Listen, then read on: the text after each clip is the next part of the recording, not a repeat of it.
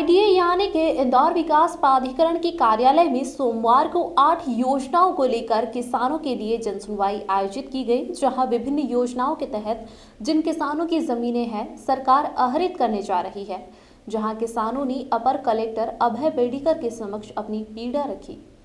इंदौर विकास प्राधिकरण की अलग अलग 8 योजनाओं का किसान विरोध कर रहे हैं। किसानों का इसे लेकर कहना है कि आईडीए खुद भूमाफिया बनते हुए किसानों का हक मार रहा है, क्योंकि कुल 8 योजनाएं आधी जमीनें तो ले रहा है, लेकिन किसानों को प्राधिकरण आधी जमीनें अविकसित दे रहा है।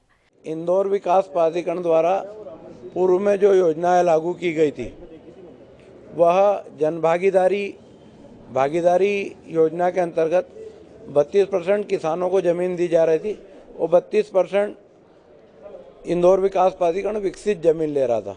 अभी तत्कालीन कमलनाथ जी की सरकार के द्वारा एक एक्ट लाया गया है, लैंड पुलिंग एक्ट। उसके अंतर्गत इंदौर विकास प्राधिकरण ने अपनी योजनाएं लागू करी है। उस संबंध में आज सुनवाई भी थी और इंदौर विकास प्राधिकरण के सामान्य अध्यक्ष जी से हमने समय भी लिया था, किसान सेना के प्रदेश अध्यक्ष केदार जी पटेल, कि ये लैंड पुलिंग एक्ट क्या है। अभी तक तो इंदौर विकास प्राधिकरण के अधिकारियों को भी मालूम नहीं है कि लैंड पुलिंग एक्ट क्या है। तो हम इसमें हमारी बेशकीमती बहुफसली किसान ज़मीन देंगे नहीं। दूसरा, हमारी अभी इंदौर विकास प्राधिकरण के अध्यक्ष जयपाल सिंह जी से बात हुई है, चावड़ा साहब से, कि अगर गुजरात मॉडल आपको पसंद है किसानों को, तो हम गुजरात में किसानों का प्रतिनिधि मंडल भेजकर उसका आपका अध्ययन करवा देंगे। ये हमारी चर्चा हुई है। दूसरा, इंदौर विकास प्राधिकरण के अभी जो सीईओ है वह यहाँ है नहीं, वो उत्तर प्रदेश में चुनावी ड्यूटी पर है।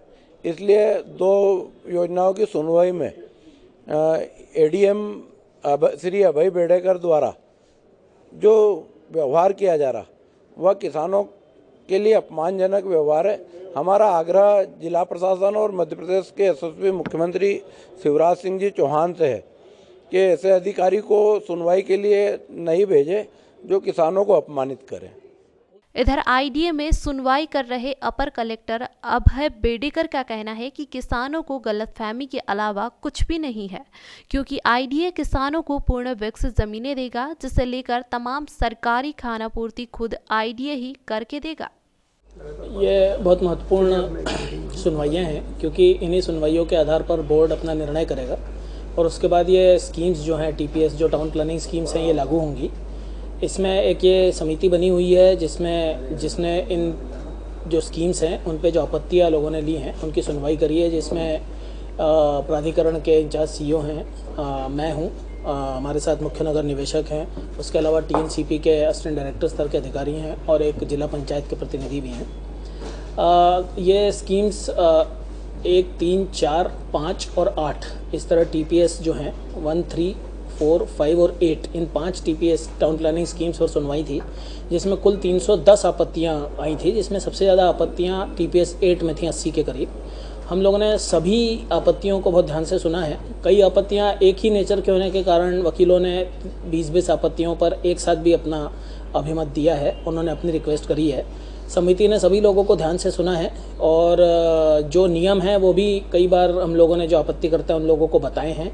उन लोग की जो भ्रांतियाँ थी या जो उन लोग को तकलीफ़ें थी कि हम लोग को कितना प्लॉट मिलेगा, उसमें क्या सुविधा रहेगी, क्या असुविधा रहेगी, हम लोगों का उसमें कहाँ नुकसान हो रहा है, कहाँ। कई लोग ऐसे भी थे आपत्तियों में जिन लोग को ये ज्ञात नहीं था कि एग्जैक्टली उनको नुकसान क्या हो रहा है या क्या फ़ायदा हो रहा है, वो भी उन्हें बताया गया।